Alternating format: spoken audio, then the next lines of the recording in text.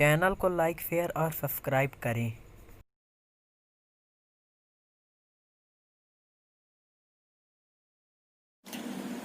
जय माता दी दोस्तों, मैं अवधेश शुक्ला मां शारदे टीचिंग क्लासेस पर आप सभी का स्वागत करता हूं।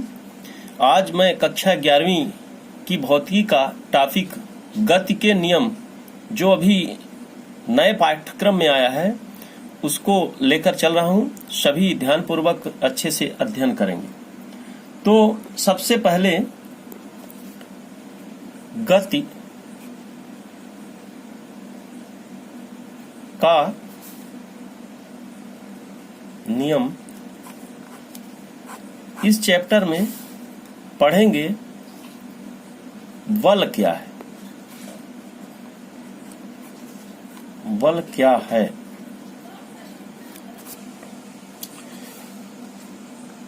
बल वह धक्का या खिंचाव है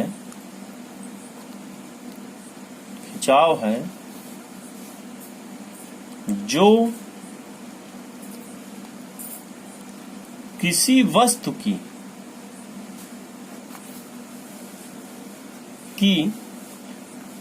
विरामावस्था,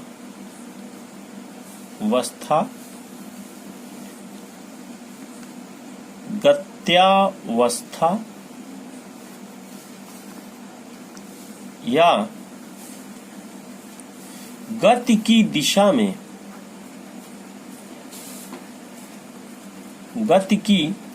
या गति की दिशा में परिवर्तन कर देता है या परिवर्तन करने का प्रयास करता है। एक बार पुनः सुनेंगे। बल वह धक्का या खिंचाव है जो किसी वस्तु की विरामावस्था, गत्यावस्था या गति की दिशा में परिवर्तन कर देता है या परिवर्तन करने का प्रयास करता है। आगे चलेंगे। बल का एसआई मात्रक न्यूटन होता है। बल का एसआई मात्रक न्यूटन होता है। अब हम विमीय सूत्र जानेंगे। बल का विमीय सूत्र, इसके पहले भी हमने विमीय सूत्र बताया है, फिर भी एक बार पुनः देख लेंगे। बल बराबर होता है द्रव्यमान गुणे त्वरण। बल बराबर द्रव्यमान गुणे त्वरण। द्रव्यमान को हम यम से दिखाते हैं और त्वरण को वेग में परिवर्तन बटे समय होता है। तो वेग में यानी यल टी की घात -2 यहां पर देख लेंगे। द्रव्यमान गुणे त्वरण, वेग में परिवर्तन बटे समय। वेग क्या होता है? विस्थापन बटे समय। समय और बटे समय। तो आगे चलेंगे तो हो जाएगा विस्थापन बटे समय का वर्ग, और इसको विस्थापन यानी यल है और समय यानी टी है तो टी का वर्ग। आगे चलेंगे, इस टी को ऊपर ले जाएंगे तो यल टी की घात -2, अर्थात यहाँ पर जो त्वरण का मात्रक होगा वह क्या हुआ? यल विमीय सूत्र यल टी की घात -2। तो हम पूरे को इकट्ठा लिख देंगे तो ये हो जाएगा यम यल टी की घात -2, और ये प्राप्त हुआ हमारा बल का विमीय सूत्र। अब आगे चलेंगे। अब आते हैं जड़त्व क्या है? जड़त्व क्या है? तो देखेंगे किसी वस्तु का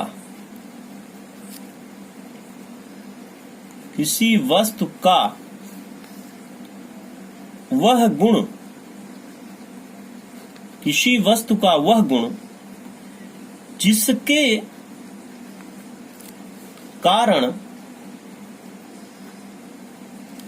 कारण वह अपनी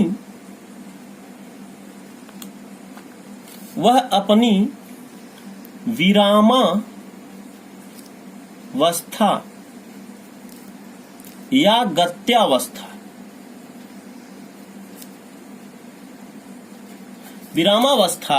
गत्यावस्था में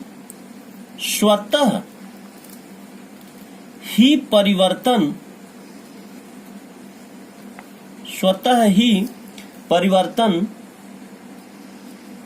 करने में असमर्थ होती है,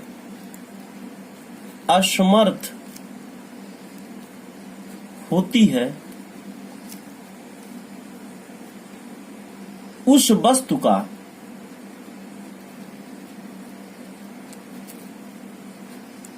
जड़त्व कहलाता है। उस वस्तु का जड़त्व कहलाता है। एक बार पुनः देखेंगे अच्छे से। किसी वस्तु का वह गुण जिसके कारण वह अपनी विरामावस्था या गत्यावस्था में स्वतः ही परिवर्तन करने में असमर्थ होती है, यानी वह स्वतः परिवर्तन नहीं कर सकती जब तक कि उस पर कोई बाह्य बल न लगाया जाए। अर्थात किसी वस्तु का वह गुण जिसके कारण वह अपनी विरामावस्था या गत्यावस्था में स्वतः ही परिवर्तन करने में असमर्थ होती है, उस वस्तु का जड़त्व कहलाता है। अब हम देखेंगे जड़त्व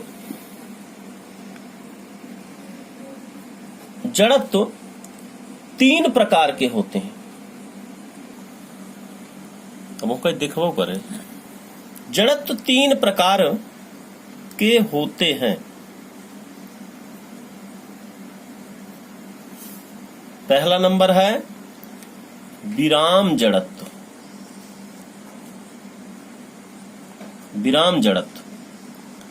दूसरा नंबर है गतिका जड़त्व। तीसरा नंबर है दिशा जड़त्व।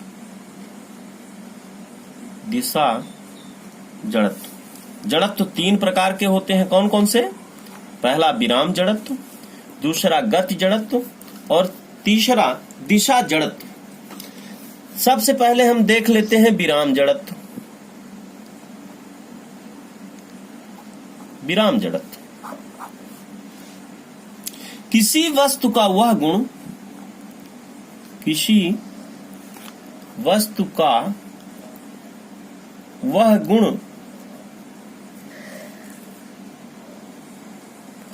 जिसके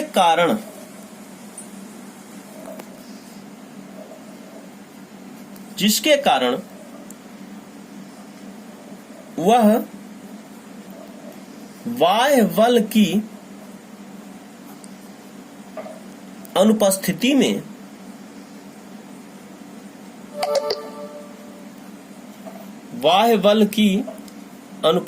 में अपनी विरामावस्था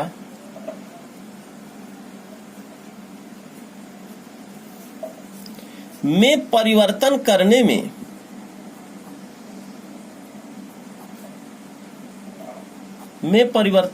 में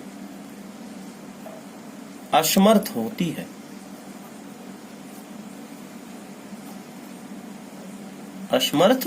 होती है, विराम जड़त्व कहलाता है। विराम जड़त्व कहलाता है।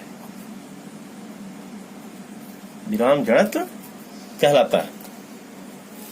किसी वस्तु का वह गुण जिसके कारण वह बाह्य बल की अनुपस्थिति में अपनी विरामावस्था में परिवर्तन करने में असमर्थ होती है, विराम जड़त्व कहलाता है। आगे चलते हैं, उदाहरण है, कुछ उदाहरण जिनको हम समझ लेंगे। जैसे पहला उदाहरण है कि एक गिलास के ऊपर कार्ड तथा कार्ड के ऊपर सिक्का रखकर यदि कार्ड को तेजी से खींचा जाए तो सिक्का गिलास में गिर जाता है। इसका कारण यह है कि प्रारंभ में कार्ड और सिक्का दोनों विरामावस्था में होते हैं। कार्ड को तेजी से खींचने पर कार्ड गत्यावस्था में आ जाता है, किंतु सिक्का जड़त्व के कारण विरामावस्था में ही बना रहता है और वह आगे बढ़ जाता है और सिक्का गिलास में गिर जाता है। इसी प्रकार एक प्रश्न और उठता है कि कंबल को छड़ी से पीटने पर वह धूल के कण झड़ जाते हैं। इसका कारण यह है कि छड़ी से कंबल को पीटने पर कंबल गत्यावस्था में आ जाता है, किंतु धूल के कण जड़त्व के कारण विरामावस्था में ही बने रहते हैं और वह झड़कर नीचे गिर जाते हैं। तीसरा उदाहरण है, पेड़ को हिलाने पर उसमें लगे फल नीचे की ओर गिर जाते हैं। पेड़ को हिलाने पर उनकी शाखाएं गत्यावस्था में आ जाती हैं, किंतु फल जड़त्व के कारण विरामावस्था में ही रहते हैं, इसलिए वह टूटकर नीचे गिर जाते हैं।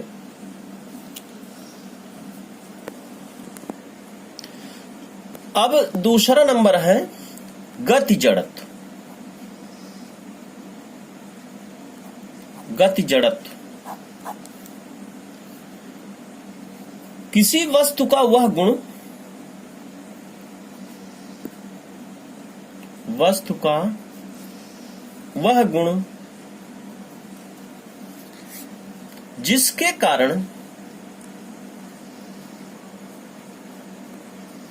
जिसके कारण वह बाह्य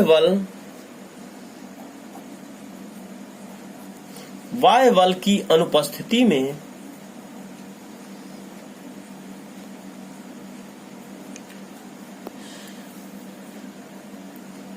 अपनी गत्यावस्था में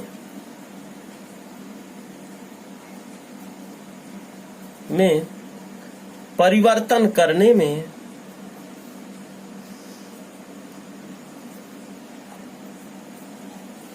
असमर्थ होती है।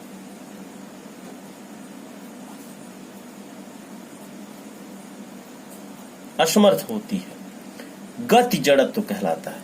गति जड़त्व कहलाता है। एक बार पुनः देखेंगे, किसी वस्तु का वह गुण जिसके कारण वह बाह्य बल की अनुपस्थिति में अपनी गत्यावस्था में परिवर्तन करने में असमर्थ होती है, गति जड़त्व कहलाता है। उदाहरण इसमें भी है।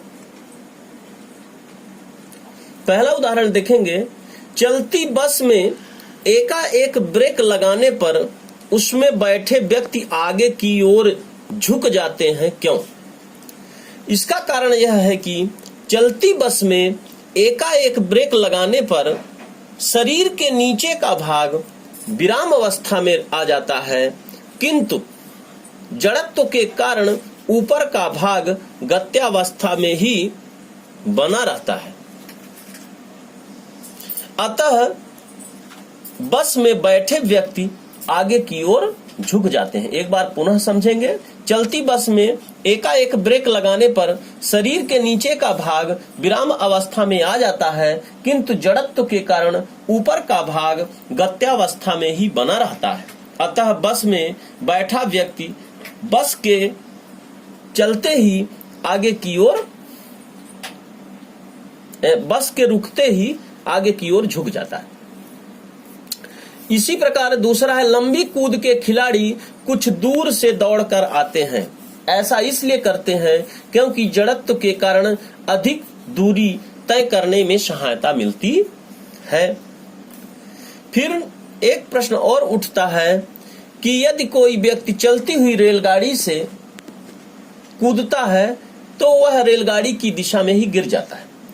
जैसे व्यक्ति जमीन पर कूदता है तो उसके पैर विरामावस्था में आ जाते हैं, किंतु शरीर का शेष भाग जड़त्व के कारण गत्यावस्था में ही रहता है, अतः व्यक्ति रेलगाड़ी की दिशा में ही गिर जाता है। अब तीसरा नंबर है दिशा जड़त्व। दिशा जड़त्व किसी वस्तु का वह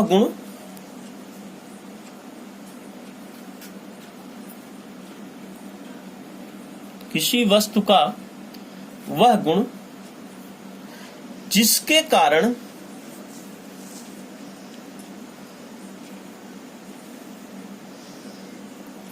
बाह्य बल की अनुपस्थिति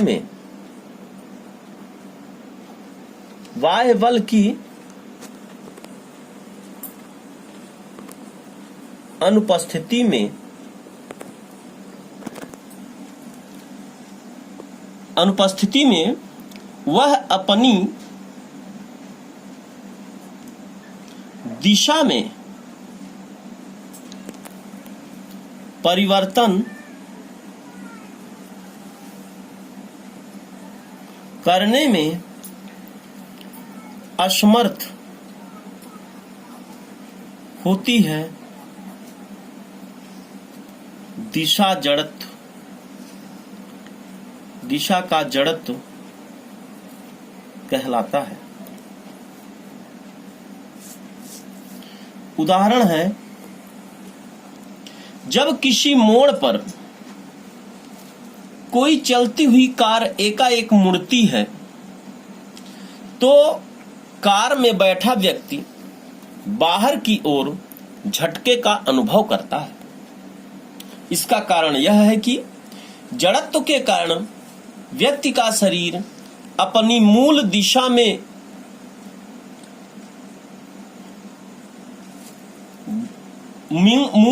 में ही गतिमान रहता है, जबकि कार मुड़ जाती है। यानी हमारे शरीर का जो निचला भाग होता है वह मूल ही दिशा में, एक ही दिशा में गतिमान रहता है, किंतु हम कार में बैठने के कारण कार की दिशा में मुड़ जाते हैं, जिसके कारण हमें झटके का अनुभव होता है। इसी प्रकार जब पहिया घूमता है तो उसमें चिपका हुआ कीचड़ स्पर्श रेखी दिशा में दूर चला जाता है। यह दिशा जड़त्व के कारण ही होता है। तीसरा नंबर है, जब पत्थर के टुकड़े को रस्सी के एक सिरे से बांधकर उसे क्षैतिज तल में घुमाया जाता है और यदि रस्सी टूट जाती है तो पत्थर का टुकड़ा स्पर्श रेखी दिशा में दूर चला जाता है। इसका भी कारण दिशा जड़त्व का ही कारण है। तो आज का वीडियो हमारा यहीं तक है। अगली वीडियो में हम फिर आगे का टॉपिक लेकर आएंगे। तो सभी से जय माता दी,